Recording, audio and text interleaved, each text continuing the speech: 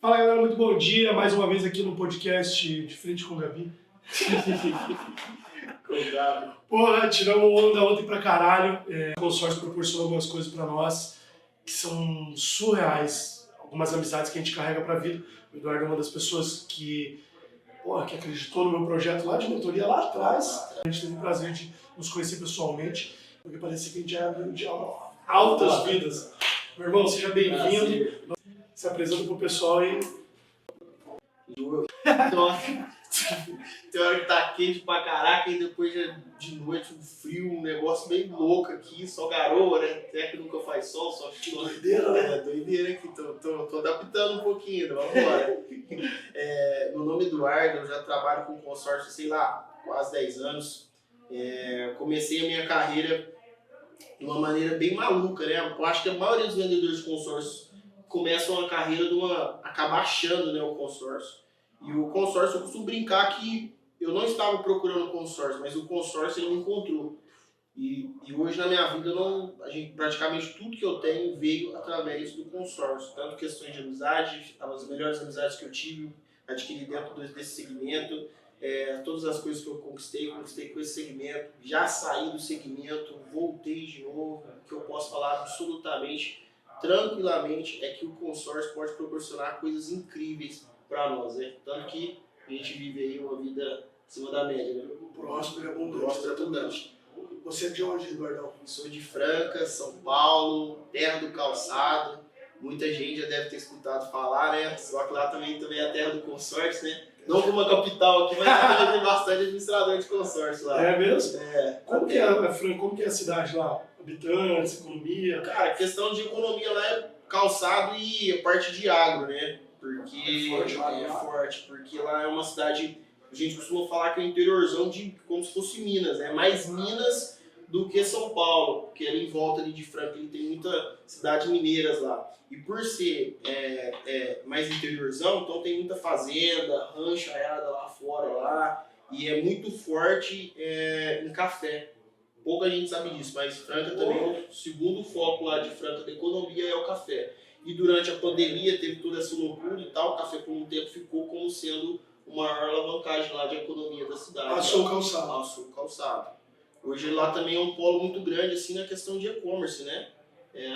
Se não me engano, a quinta do país e a segunda do estado de São Paulo, só perde para a capital em termos de e-commerce. Os caras são bravos, muito forte, né? No eletrônico. Muito forte. O pessoal a maioria lá tinha fábrica, né? Fazia muita revenda para fora. Aí com o boom da pandemia, a maioria da galera migrou pro digital, né? Começou a vender por sites, etc. Então, que legal. É muito massa lá essa questão lá. Quantos habitantes tem lá? Lá deve ter o quê? Uns 350 mil habitantes. Cidade relativamente grande. Pô, claro. Relativamente grande. Fica perto de São Paulo? Como? Não, perto de Ribeirão Preto. Fica mais tipo Uberlândia. Mais pro lado de Ribeirão. A parte mais próxima ali de Minas, né? Porque é bem no finalzinho já do estado de São Paulo. Então é bem na divisa. Você nasceu lá? Nasci em Franca. Meus pais são de Salvador. Meu pai é de Salvador, minha mãe mineira. Se encontraram lá em Minas e vieram viver a vida aqui em Franca, né? Na verdade. Tudo que eles construíram foi lá em Franca, né? Porra, meu pai Bahia é braba. Meu pai é caminhoneiro, minha mãe copeira. Na raça. Na raça, na vontade. Uma coisa que eu costumo hoje admirar demais, e quando a gente é muito pequeno a gente não tem essa percepção, né? Mas hoje eu admiro demais meus pais, porque se a gente for pegar a realidade deles, a raiz mesmo, toda a loucura que eles fizeram de estar indo para lá tentar uma vida diferente lá em São Paulo, se a gente pensar hoje é uma bizarrice. A maioria dos irmãos dos meus pais, meus tios, não tiveram esse mesmo feeling pro negócio. Meu pai saiu novo de casa. Meu pai foi tentar a vida mesmo em Salvador, que ele é de Cruz das Almas, né? Uma cidade bem próxima ali em Salvador. É a cidade da Guerra das Espadas, já ouviu falar? Lá no finalzão do ano, aquela loucura. E ele foi viver a vida lá em Salvador, ele tinha aproximadamente uns 8, 10 anos de idade. Sozinho? Ele foi pra lá por causa que a minha avó, ela tinha uma amigona dela lá, que ela direto e tal, e eles tinham uma condição de vida um pouco melhor. Eles gostavam demais do meu pai. E aí, numa dessas conversas lá, eles falaram pra ele que se ele quisesse, ele poderia estar indo pra estudar lá, conhecer coisas diferentes lá. E meu pai com 8 anos de idade foi na cara e na coragem. Então, hoje, meu pai, querendo ou não, tem uma vida um pouco mais tranquila, porque lá no começo ele se predispôs aí a tentar algo novo, a tentar algo diferente, a se desafiar. Né? Então, é isso que eu levo pra minha vida hoje, né? Sempre Claro, estar disposto lição de vida, Exato. empreendedorismo na veia. Exato, é um desafio. A questão do empreendedorismo, cara, desde cedo eu fui muito maluco, né? Muito pra frente, eu acompanhava minha mãe, né? Quando eu era muito mais novo, eu vivia duas realidades totalmente diferentes. Na minha casa, muito simples, e nas casas onde a minha mãe cuidava de criança, né? Minha mãe foi babá por muito tempo. Então eu via duas realidades de vida. Uma mansão, você é louco. Depois você voltava pra casa. Voltar pra minha casa. Embora eu costumo falar que lá em casa, eu nunca passei nenhum tipo de necessidade. Nenhum. Meus pais sempre fizeram do máximo que eles poderiam para proporcionar tudo de bom e do melhor para mim e para meus irmãos. Só que, querendo ou não, a gente tem esse gap de realidade. Porque são estruturas financeiras completamente diferentes. Igual quando quando eu acompanhava minha mãe, eu ia para casa de médico, ia para casa de empresários, onde elas cuidavam dos nenéns lá e tal. E eu via duas realidades. Falava, porra, o que eu tenho que fazer para viver essa vida também? O que eu tenho que galgar para... Não foi invejoso. Não, despertou o filho. Eu sempre coloquei isso na minha cabeça desde muito cedo, que se alguém consegue, eu também consigo fazer. E eu consigo fazer ainda melhor. Então, era um gatilho que sempre ficou muito na minha cabeça. Eu entendi o que essa galera fazia. Fiz toda a cartilha que você pensar que a gente aprende a fazer. Sou o melhor aluno da escola, eu era até líder de sala, né, na minha cidade. Fui líder de sala por muitos anos. E aí aconteceu um episódio que eu acho que foi um dos marcos da minha vida, né? Que foi quando eu estava indo para o segundo colegial. E era uma época que eu estava começando a ficar um pouco mais tranquilo lá na minha escola, porque eu estudei a vida inteira lá, tô conhecendo a rapaziada, tudo, conhecendo todo mundo, tava grandão lá na escola, né? E eu já era uma fase que eu estava procurando mais informações para me qualificar ainda mais, ficar ainda melhor na fala, pronúncia, fazer bastante curso. E nesse exato momento, a gente ia começar a estudar à noite, porque eu peguei o começo lá da escola, né? Da escola onde eu estudava, e a turma ia começar a estudar à noite da minha idade. Não ia ter mais estudo de manhã. Eu ia pro noturno. Pro noturno, perfeito. E a minha mãe, cara, eu falo que minha mãe também foi um divisor de águas, sempre foi um divisor de águas na minha vida, que ela sempre me propôs muito desafio. E aí minha mãe chegou pra mim e falou assim, olha, você não vai estudar à noite, cara. E na minha cabeça eu falei, cara, como assim que eu não vou estudar à noite? Eu estudei com a rapaziada aqui o ano inteiro, agora com a vida toda, agora que eu já tô bem estabelecido aqui, tranquilo, sabe com tudo, rapaziada, a gente corria na rua junto, brincava, jogava bola, bicicleta assim pra baixo, fazia tudo junto, porra, agora você vai ter que estudar em outra escola. E ela me estudou numa das principais, conseguiu, graças às indicações que ela tem, muito contato lá, me colocou numa das principais escolas públicas lá da minha cidade. Pô, que massa. E aí eu fui, cara, e eu costumo brincar o seguinte, que às vezes a gente não entende algumas coisas que Deus faz na nossa vida e a gente vai só entender isso depois. Naquele momento a gente fica puto, frustrado, não entende, não quer aceitar. E eu não estava vivendo essa fase, eu não estava querendo aceitar essa mudança. Foi onde eu fui para lá, para essa escola, e lá nessa escola eu conheci minha esposa. Uau! Porra, aula brava. Começou a fazer todo sentido. E eu falo que eu sou duas pessoas completamente diferentes, porque depois que eu conheci minha esposa, eu sempre coloquei na minha cabeça algumas coisas. E eu sempre fui uma pessoa muito ligada com Deus. Minha mãe é uma pessoa muito espirituosa e ela sempre ensinou que tudo que a gente tinha que fazer, a gente tinha que conversar com Deus, pegar direcionamento. E ele é como se fosse o nosso maior pai, nosso pai mesmo. Então, imagina o amor que seu pai tem por você, ou que sua mãe tem por você. Agora você imagina Deus. É muito maior, infinitamente maior. Então, minha mãe sempre me ensinava que tudo que a gente ia conversar com ele. Eu conversava muito para viver a vida que eu estou vivendo hoje. Questões da minha esposa, eu falava para Deus certinho como que era a esposa que eu queria. Olha que doideira. E hoje eu posso falar seguramente que Deus mandou justamente aquilo que eu pedia viver. Só que será atendido. Exato. Só que na época a gente não tinha essa percepção, né? Vocês estão investindo isso daqui, tá ligado? Não tá saindo da tua... tô indo lá pra fazer diversão. A gente curtiu ontem, foi legal pra caralho. Mas o mais legal foi toda a conexão que teve. Lógico. Borges lá, inteligentíssimo. Sem contar o banco que aprende, né, velho? Marco Aurélio, vocês, porra, aula braba. A gente pega, troca ideia com um cara que já tem 30 anos de negócio, 25 anos de negócio. Já passou por o que nós estamos passando. Já passou pelo caminho das pedras, já sabe o caminho, vai dar atalho pra gente pra percorrer esse percurso todo aí do empreendedorismo. Pra chegar ali na frente, ali com você, quantos anos você tá, mano? 30 anos. 10 anos a menos que eu. Você vai chegar com 50. Pô, eu quero que nem você sonhou com sua esposa. Cara, eu quero estar assim, com 50 anos.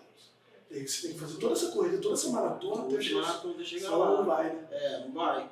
E aí entra na questão, né, cara, de você estar sempre em busca, né?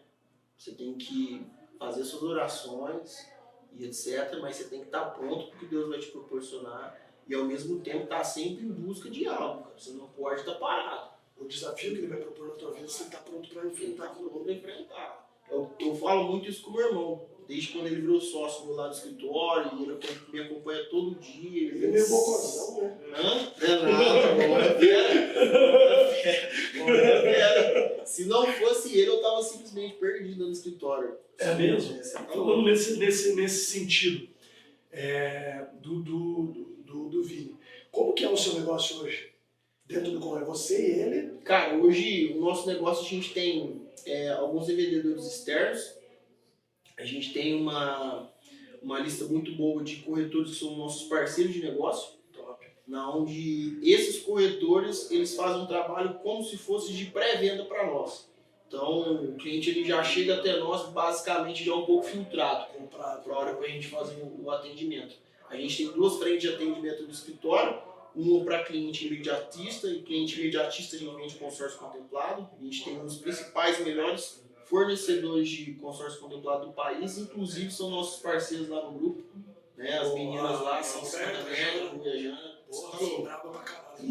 Mulheres dentro do mercado, extremamente machista, né? Não, as meninas acima da média, sabem de tudo sobre cada detalhe de cada consórcio. Então a gente já passa a estrutura que a gente precisa dela, já passa o molde para nós, tudo mastigado, tudo organizado, aí é só ir para o atendimento tranquilo.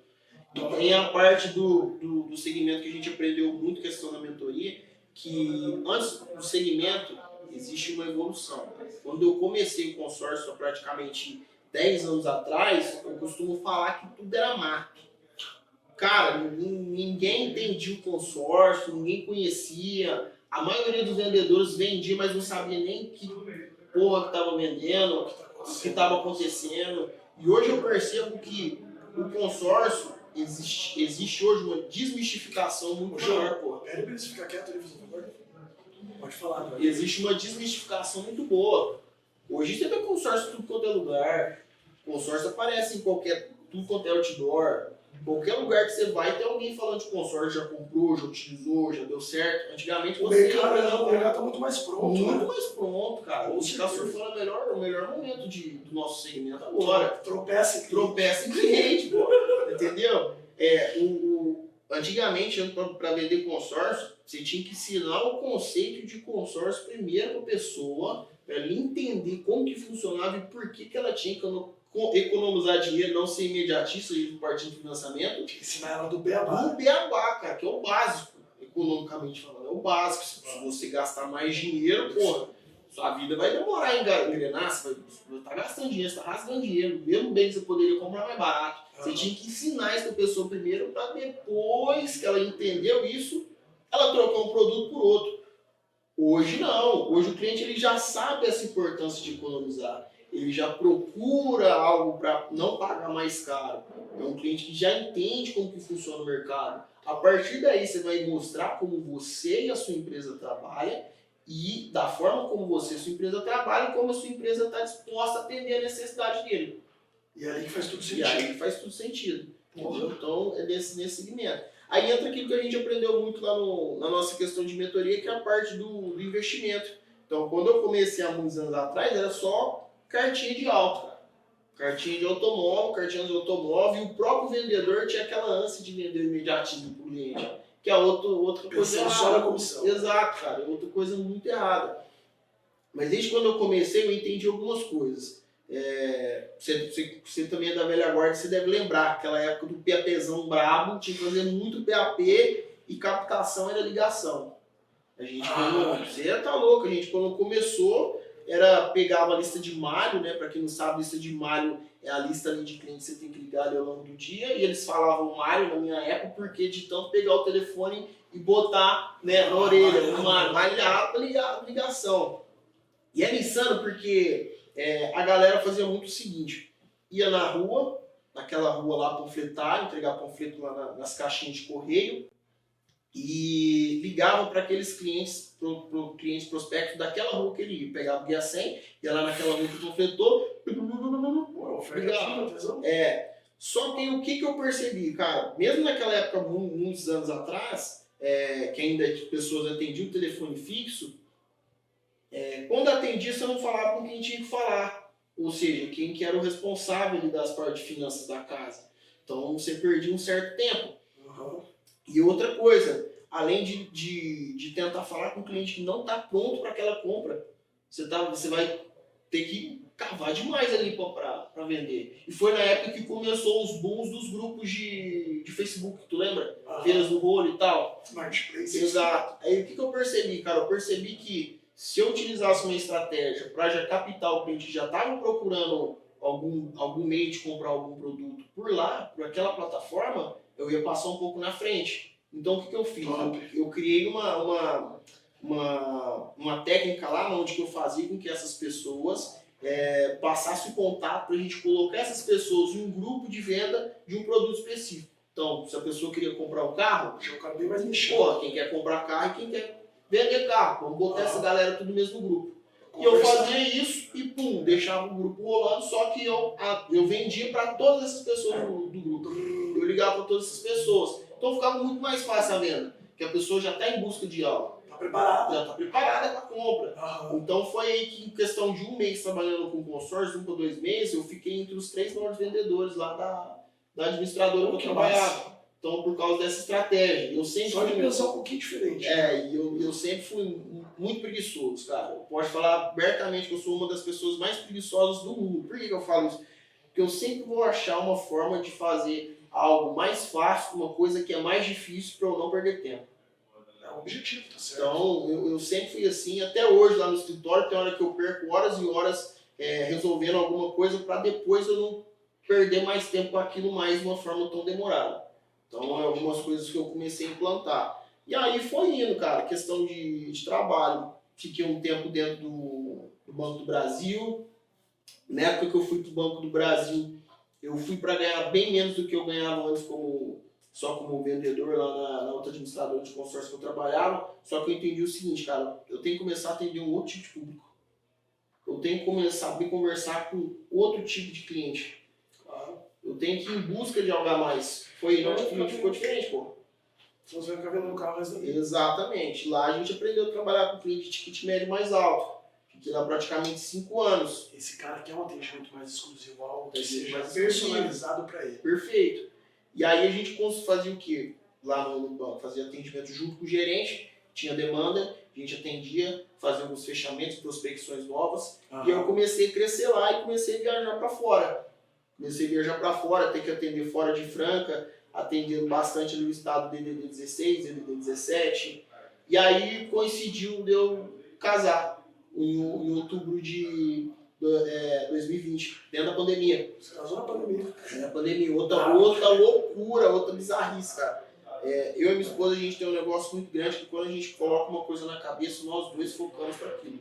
Top. E aí, no meio da pandemia, todo mundo remarcando data, aquela confusão, aquela loucura, e nós dois estávamos convictos que nós iríamos casar aquele ano. Tanto que na época daquela pandemia tinha aquela fase, né? Tinha aquela fase de não sei o que vermelho, não sei o que amarelo, não sei o que laranja. E na semana que a gente foi casar, tava na fase vermelha. Ou seja, não poderia fazer nenhum tipo de evento, tá tudo fechado. Uns 4 dias antes, ficou na fase amarela, porque já estava mais tranquilo e tal, podia abrir. A gente foi, conversou com o dono lá da chácara, onde a gente ia fazer o nosso casamento e tal. Conversamos com ele da possibilidade de reduzir a quantidade de pessoas, colocamos um negócio bem mais simplista mesmo, questão da pandemia e tal. Ele topou, só com a condição que no dia não poderia estar na fase vermelha, tinha que estar continuar na mesma fase, pô, tá certo. E aí a gente, não, tá tudo certo, é isso mesmo, pô, deu tudo certo, um dia, um solzão lindo, maravilhoso, deu tudo certo no casamento. Graças a Deus. Na mesma época eu também saí de lá do banco, cara. Foi muito maluco, porque eu tava em ascensão no banco.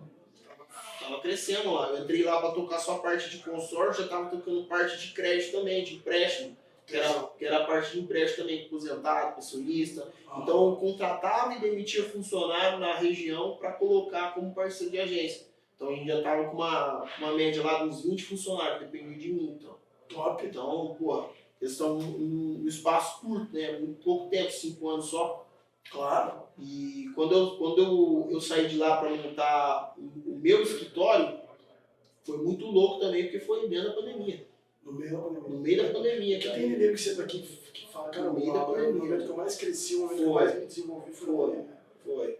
E foi um divisor de águas. Eu sou uma pessoa que não tem medo. Eu não sou muito de ficar pensando demais na parte ruim das coisas, não. Minha cabeça sempre energia positiva, focando na parte boa e vambora. Se deu errado, vambora. Só que eu confesso que né, nessa mudança, eu fiquei um pouco meio lá, meio cá, pô, vou mudar mesmo, não vou, porque querendo ou não, tinha acabado de casar. Claro, Tinha tirado minha esposa lá da casa dos pais dela, pô, querendo ou não, eu sou responsável por essa vida também. Com certeza. Então, cara, e agora? Como é que eu vou fazer com essa responsabilidade? Minha esposa me falou uma frase que era a melhor frase que eu poderia escutar. Ela falou, amor, se você precisar, se você está pensando em sair de lá, se acha que é o momento, vambora, não tem medo não, sei que você é bom no que você faz, vambora, a gente segurar as pontas aqui e ver o que faz. E, cara, desde quando eu saí de lá... Só prosperidade. Só prosperidade, nunca vendi pouco. É muito louco isso aí, porque... É muito louco. Quando eu comecei no consórcio, igual você começou, lá embaixo, com lista fria e tal, eu olhava aquele negócio e falava, cara, esse negócio não tem como dar certo, essa porra. Eu tenho que desenvolver outra forma de prospecção que os caras se atraiam. Os caras fiquem atrativos em escutar sobre outras coisas, enfim.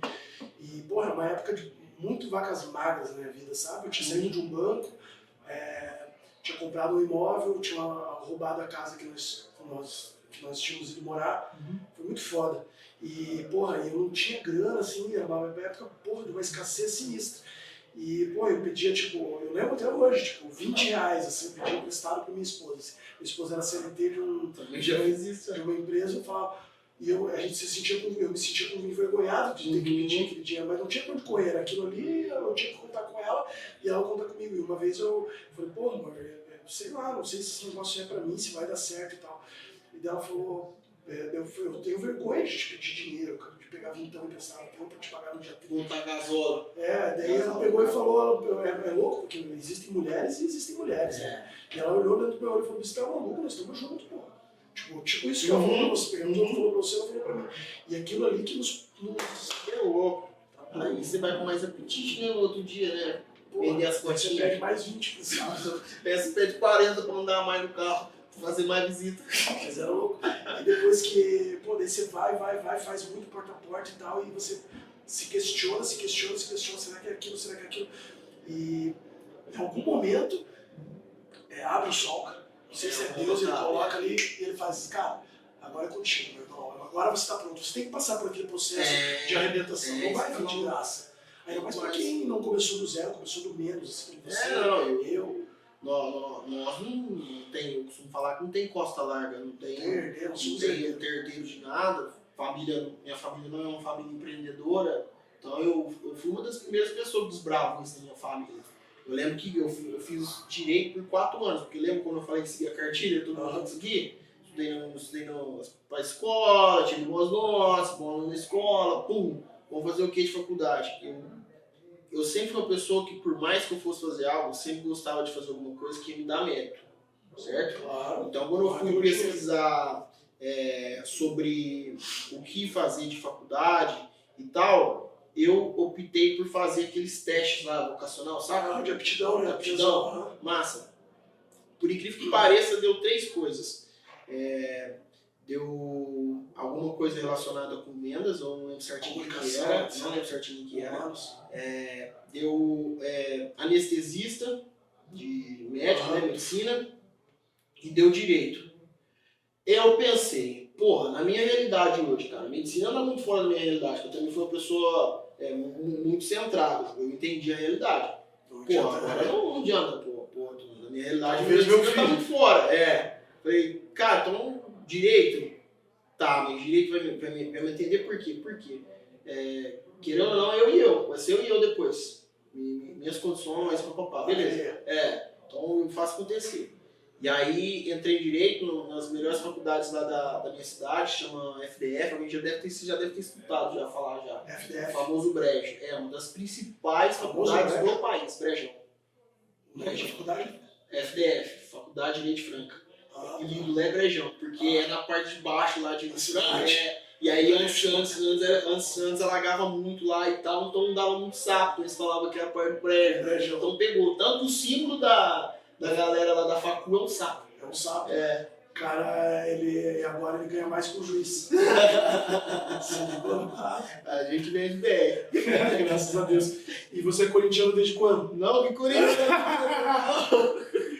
Tá louco, palmeirense. Inclusive, hoje é dia, né? Hoje é dia de ser campeão brasileiro. Deus, ser campeão brasileiro de novo. 6 de dezembro, 11h30 da manhã. Hoje ele vai ser campeão brasileiro. Escuta essa aí. Você também é palmeirense? São Paulino. O maior do Brasil, né? Pô, ganhar tudo naquela folha. Faz tempo, hein? Faz. É igual o Inter. Faz 20 anos.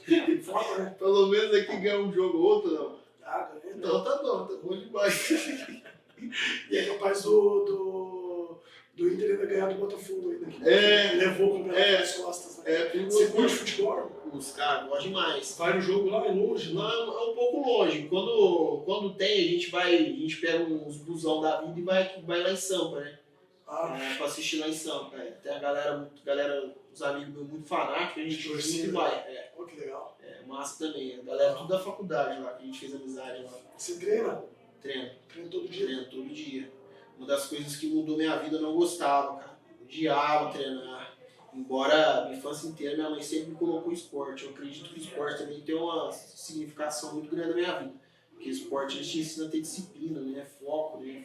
Fazer o que tem que ser feito todos os dias, performar, exato, ser melhor cada dia mais e tal. E se desafiar, né? E essa questão aí de futebol e tal, eu por minha vida inteira sempre gostei de bola. Sempre gostei de bola. A gente morava num clube, né? Meus pais vieram pra cá e eles começaram a trabalhar num clube. Depois de um tempo eles começaram a trabalhar num clube. E minha mãe, por muito tempo, ela trabalhou nesse clube justamente pra gente ter uma vida melhor, né? Porque lá no clube, porra, morar no clube, imagina. Tá louco? A galera da escola tinha inveja da gente, morava no clube. Falava, ia ter os encanos lá que fazer tudo lá no clube. Lá. É até engraçado essa parte aí. Mas eu sempre gostei de esporte. E questão do Palmeiras, cara, eu sempre fui apaixonado pelo Palmeiras. Eu nunca pensei de forma alguma em trocar de time. E meu pai não acompanha, não sei o quê. Agora que ele começou a falar que torce pro Palmeiras. Dá agora. Tá bem. Agora que tá bem. Eu tava nesse Bahia, torce pro Bahia, pô. Bahia não torce pro Bahia. Bahia caiu. Vai cair hoje. Vai cair hoje, vai ter como não. E essa questão do Palmeiras é muito engraçado porque lá em casa, tipo, ninguém era palmeirense. E eu torço pro Palmeiras desde sempre. E eu sempre torci como um fanático mesmo. Hoje que eu não sou tão fanático, mas gosto de assistir futebol. Coloca dinheiro no bolso. Porra. E era engraçado porque na época só perdia, né, velho? Não ganhava de ninguém. Briga todo ano pra não cair, aquela loucura, aquela bagunçaiada. Agora que eles já estão na casinha de avião, né? Engraçado, esses dias eu sei lá, eu queria a Leila sendo presidente do time, tá ligado? Quem não queria? E os caras lá que são, acho que oposição, lá dentro estavam querendo montar uma casinha pra ela. É máfia, né? Aonde que vocês vão colocar o avião? Daí Daí ela pegou e respondeu bem assim, cara, o avião não é do Palmeiras, o avião é meu, eu empresto esse avião pra vocês. Ela comprou. Tipo, porra, ela colocou uma aula na cabeça dos caras. Pô, ela é mulher, e é um ambiente machista. É brabona. Aí, só que tipo assim, a gente pega esses exemplos aí pra você ver tanto que a parte de administração é muito importante, né? Pô, total. Pô, o Paulo Nobre arrumou a casinha do Palmeiras. Se Isso. fosse a parte administrativa que ele fez ali e tal, e outra coisa, investir no começo. Investir muito na base do Palmeiras. No início, No início, pô, A molecada hoje, o tanto de jogador do Palmeiras que estoura aí de uma hora pra outra. Só esse ano tem mais 3. Então, tem um menino de 17 anos É ainda. lá da minha cidade, tem É. o Estevão. Estevão, Estevão da que tua fala cidade. dele, lá de Franca, pô. Porra. Lá de Franca. Acharam ele, se eu não me engano, ele jogava no Cruzeiro, aí no Cruzeiro, a base do Palmeiras achou ele lá, falou, não, vamos levar. E levou. Então, tipo assim, você tem que investir no começo, na base, Fica de olho nas oportunidades, tem que estar investir na base. você tem que pegar esses gapzinhos pra perceber que você pode aplicar isso na sua vida como um todo. O seu cara. negócio. Você Boa, entendeu? muito bom. Até a parte ruim, né? Pegar um time que tá mal administrado, lá, tipo, dar o exemplo do Coxa aqui no Paraná. Pô, tá péssima a administração. Você não tem que fazer nada do que aquilo ali tá acontecendo. Diferente do Atlético, que, pô, tá voando, explodindo, os times daqui, né? E cortando, né? As graminhas ruins. Vai cortando. As ervas daninhas. Vai tirando as ervinhas daninhas ali, cara. Senão não tem como crescer. É impossível, né? Não fala, não É é impossível você ficar arrastando um monte de peso morto. Não tem como. Como que é o mercado lá em Franca? Você falou que tem muito administrador. Tem bastante administrador lá. É. Tem bastante administrador, bastante vendedor também. Mas, tipo assim, o que eu percebi é que o nosso segmento ele é carente de bons profissionais. Profissional tem, vendedor tem, mas bons profissionais é difícil. Por que eu falo que é difícil? Porque a maioria das pessoas se importam apenas em vender. Boa. E não é só venda, cara. Se você for começar a trabalhar para vender só por causa do dinheiro, você não vai ganhar dinheiro trabalhando com vendas, cara. Não cara. Você tem que, primeira coisa, você tem que amar o seu segmento. Você tem que gostar, cara. Igual eu falo lá no escritório. Só esse ano a gente contratou 7 cotas para nós. Então a gente é apaixonado do produto consórcio. Então a gente não vende aquilo que a gente não consome, não acredita. É impossível você ser bom numa área se você não compra o seu próprio produto, cara. Você vai pro buraco. Você vai pro buraco. Você entendeu? Você não sabe nem como que funciona, porque você nunca comprou, você não teve experiência. Então como é que você vai vender aquilo que você não tem experiência? Você está vendendo algo que você não vive. Se você não vive, cara, por mais que você tente, não dá certo, cara. Você tem que viver aquilo, cara. Diariamente. Isso, de dentro para fora. De dentro para fora. E essa questão de lá tem muitos administradores de consórcio. O Magazine é de lá, Âncora é de lá. Tudo nasceu lá. Tudo nasceu lá. Que doideira, eu tô falando Tudo nasceu lá. do comércio eletrônico. Tudo nasceu lá. E essas administradoras elas estão começando a entender essa mudança que existe no mercado, né? Entender esse mercado imobiliário, né? Muito forte. Claro. Então, até elas estão acompanhando essas mudanças do mercado, né? Não sei se você acompanha também, mas tem um estudo que falou que ano que vem vai ser melhor ainda o mercado imobiliário do que foi na época de pandemia. Pô, a valorização que existe em imóvel. Quem que não quer? Quem não quer? E tem uma frase que fala, né, que tipo, se quiser investir em alguma coisa, invista em imóvel, porque é impossível perder dinheiro e investir em imóvel. Não pega uma gripe, né? Porra, velho. Desaba 10% no dia. Imagina, todos os negócios despencou, a ação uma loucura, bolsa de valores, um Deus nos acuda, as empresas de varejo tudo descabelando, cabelo lá por conta de... E quem está com investimento imobiliário está tranquilo, está recebendo o seu passivo ali, talvez um aluguel. O cara ganha na rentabilidade, o imóvel ele valoriza todo dia e ele ainda ganha a rentabilidade do aluguel, né? Ele se paga. Porra! Ou se você pega um imóvel, sei lá, esse prédio aqui deve valer uns 10 milhões de reais. Um exemplo prático. Pega um imóvel desse 10 milhões de reais, ele não tem nenhuma alienação. Você vai lá e coloca lá 5 milhões em consórcio aqui dentro. Porra, ele montou capital no seu próprio bem. Você não fica com o negócio parado, o aluguel paga aquela parcela. Paga a parcela ainda, cara. Você triplica, duplica, quadriplica o seu patrimônio. E ao longo do período. Tem que saber utilizar, né, as estratégias. Aí entra aquilo, né? Você tem que se atrelar com um profissional. O cara que sabe. O cara que sabe. Tem gente que fala de consórcio imobiliário, mas o cara nunca faturou um imóvel. Pô, como é que você vai fazer consórcio com um cara que nunca acompanhou um processo de contemplação? Não vai conseguir. O cara não sabe como funciona o processo. Pra onde ele tá indo? Ele não sabe, ele tá perdido. Então, lá no escritório a gente tem um negócio que é muito bom, que a gente já acompanhou todos os processos. Eu comecei a ficar famoso lá na minha cidade porque a gente tinha uma qualidade muito boa, a gente tem uma qualidade muito boa de entrega de cota. Por mais que o cliente ele contrate o crédito ou para investimento ou talvez para uma contemplação futura, a gente sabe todas as etapas do processo. Então, isso é mais importante. Então a gente consegue acompanhar esse cliente. E hoje tem cliente de fora que vem através dessas indicações, que contratou o consórcio com outro escritório, que esse escritório não sabe prestar consultoria, ele paga a consultoria à parte para o nosso escritório tocar o consórcio dele. Nossa, que aula. Porra, isso que é o que faz sentido na parada. Porque você desenvolve a tua autoridade. Você vira o cara mais brabo da cidade. Referência. A referência. E aí todo mundo quer qualquer BO é você. Pô. E acabou a brincadeira, o cliente vem. Aí não tem como errar, né? Não, é que na internet. As pessoas às vezes falam, tô comprando um consórcio com... Tava procurando um consórcio com um amigo meu e tal, e eu vi que ele postou, fez um post, compartilhou um post seu. E faz todo sentido tudo que você fala, pô, você quer me vender, o cara vem comprar, o outro já Exato. Não utilizava. Eu fazia mais o particularzão mesmo, era o meu PAPzão que eu tinha que fazer, a minha ligação que eu tinha que fazer e tal. E um determinado tempo eu falei, porra, eu tenho que começar a vender aqueles pessoal que me acompanha. Comigo, daí fudeu. Eu parei de ser moloide. Moloide. Com a internet é uma puta de uma ferramenta, né, cara? O cara só saber usar. Tem que saber usar. Ele é feito para uma criança de 4 anos usar. 5, não é feito pra gente. Que é o que eu gosto de assistir. Não assisto todo mundo. Nossa, a maioria tá tudo silenciado. Cara, eu também. Também não sou de assistir. Eu gosto de assistir. Tem algumas pessoas que eu assisto. Você é um cara que eu gosto de assistir. É Palmeiras, futebolzinho, tênis, academia, uma cerveja, livro de consórcio. Livro. Gosto mais de ler também, cara. Não gostava. Tem uma parada que é muito massa. Tem um treinamento que eu fui, que eu sempre fui muito de investir em mim. Porra, cara, se você não pode investir em você, no seu desenvolvimento, o que você tá fazendo da vida, irmão? Você tá fazendo tudo errado. E eu fui num treinamento, e nesse treinamento foi falado que pessoas acima da média, elas leem muitos livros e elas têm um hábito. E que hábito que é esse? Atividade física. De hábito, rotina, criar rotina. E o exemplo, questão do livro, são 2, que foi o que fez minha cabeça assim, pá!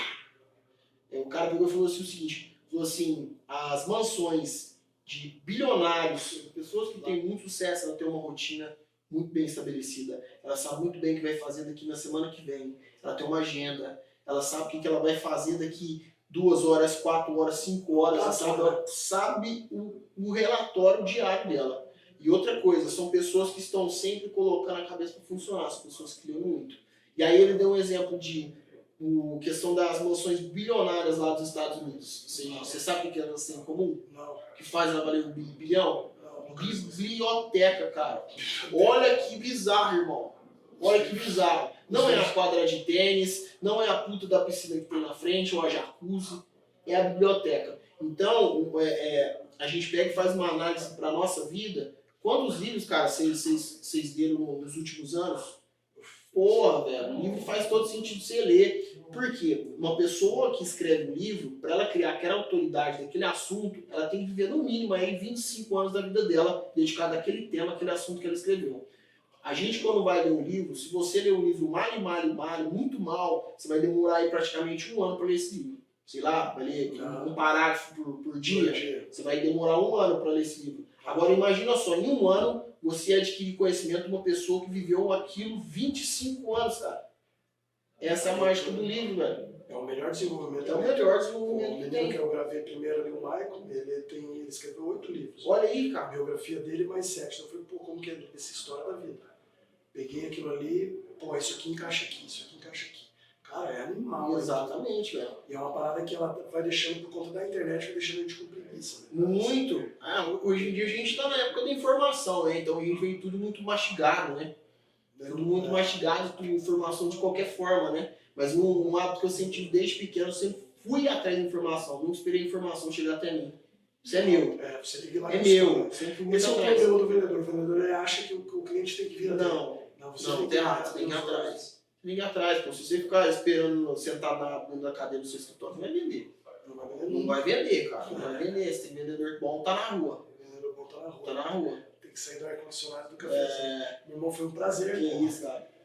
Tamo junto, prazerzão meu. Você é louco. Sociais pra galera, aí vamos pra cima. Bora. Depois vocês seguem a gente lá. O menino vai deixar aí embaixo a arroba aí. Abraço. Tamo junto, Deus.